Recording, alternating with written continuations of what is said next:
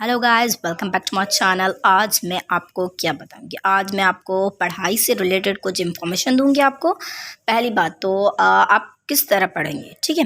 आपको नहीं पता होता है कि आप किस तरह से पढ़ेंगे। आप ये सोचते हैं कि जो पोजीशन उठाते हैं वही पोजीशन उठाते रहेंगे, और ऐसा होता भी है ऑफ कोर्स कि जो पोजीशन एक क्लास में एक बच्चा उठाता है वही उठाता रहता है और दूसरी किसी को मौका नहीं देता, ठीक है। तो हमें किस तरह से पढ़ना चाहिए, किस तरह से अपने आप को इम्प्रूव करना चाहिए, और पास से लेकर हमें पहले पोजीशन तक आना चाहिए, एंड देन जो है ना उस पोजीशन को बरकरार रखने के लिए ना वही मेथड जो ना अपनाना चाहिए, ठीक है।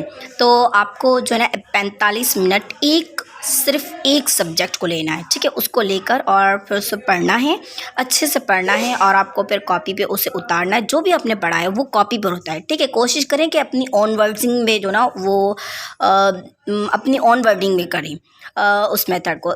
बाज़ औक़ात कहते हैं कि हमारे सर जो है ना वो रट्टाफिकेशन पे ही फोकस करते हैं। वो कहते हैं कि नहीं, आप अपनी तरफ से ना लिखो और बस सिर्फ रट्टा ही मारते जाओ। ऐसा कोई बात नहीं। अगर ऐसा भी है तो आप पहले उस लाइन को पढ़ें और फिर उससे ट्रांसलेट करें, अपनी लैंग्वेज में ट्रांसलेट करें, एंड देन जो ना अपनी लैंग्वेज में उसके मुताबिक कुछ न कुछ ऐसे ढूंढें, ठीक है। देखो, गूगल आप यूज़ करते हैं और गूगल पे ऐसे बहुत सारे हैं जिसमें आप अपनी मीनिंग्स निकाल सकते हैं, वर्ड मीनिंग निकाल सकते हैं कि किसी लफ्ज़ की। अब तो इतना मुश्किल भी काम नहीं है। जो पहले होता था कि डिक्शनरी हमें ढूंढनी, पहले हमें जाना पड़ता था लाइब्रेरी में, और फिर बुक्स को निकालना पड़ता था, डिक्शनरी को निकालना पड़ता था, और फिर वहीं से निकाल। अब तो इतना ज़्यादा इशू भी नहीं है पढ़ने का, ठीक है। तो अब बस गूगल से बैठे बैठे आप कोई लफ्ज़ मुश्किल हो गया तो आप उससे पढ़ सकते हैं बआसानी। और उसके बाद मैं जो 9th वाले हैं और जो फर्स्ट ईयर इंटर वाले जो भी स्टूडेंट्स हैं उनमें आपको ये बताऊंगी कि आपको फार्मूले बहुत अच्छे से याद होने चाहिए। पहले उसकी थ्योरी इतनी अच्छे से याद होनी चाहिए कि आप उस फार्मूले को आसानी से अपने अंदर रिमाइंडर कर सकते हैं, ठीक है।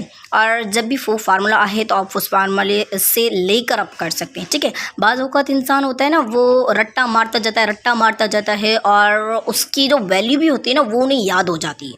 वो कहते हैं अगर उनसे हट के देते हैं ना हम, जो सर्स हैं ना वो हट के देते हैं वैल्यूज़ को, वेरी करते हैं, तो वो घबरा जाते हैं और उन्हें फार्मूला भी भूल जाते हैं। तो मैं आपको यही सलाह दूंगी कि आप एक ही फार्मूले को लें और उल्टा सीधा लिख के बैठें, ठीक है।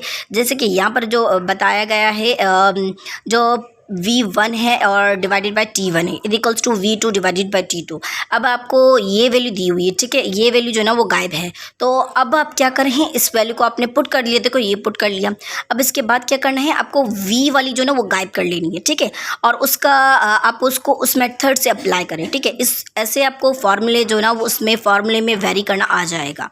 So thank you so much for the watching video.